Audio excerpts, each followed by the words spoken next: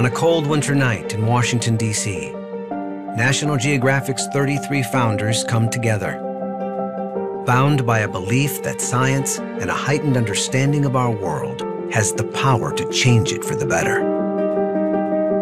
Together, they forge a new society, and it isn't long before explorers from far and wide join in.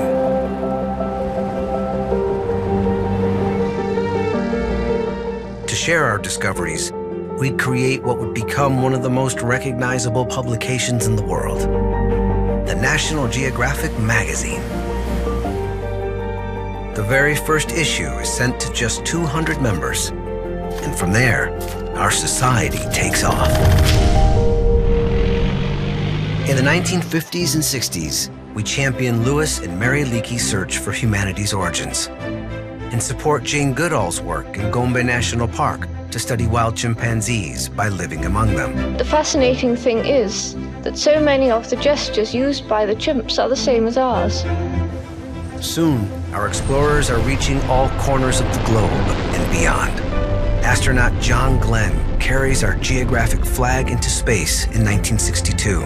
And a year later, Barry Bishop plants one on Everest, when he and a team become the first Americans to reach the summit.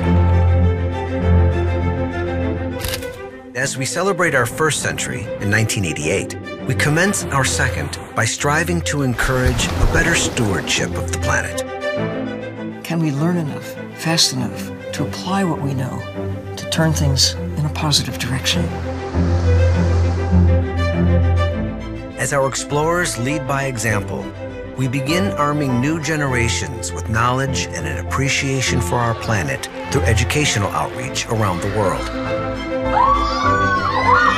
With the world in a constant state of change, we make it our responsibility to explore and understand that change and share new findings as widely as possible.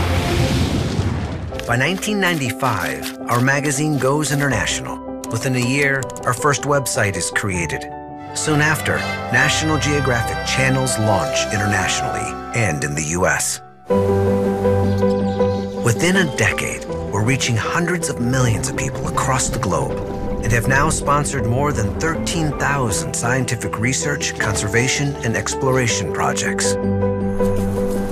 It seems the vision of our 33 founders has been more than realized. But that's no reason to rest. Being satisfied has never been part of our DNA. In 2015, we created National Geographic Partners. Now our platform is unrivaled, and it's supporting our global nonprofit team as we award more grants, create more programs, launch initiatives, engage classrooms, and develop the next generation of changemakers at a time when the work of National Geographic has never been more important.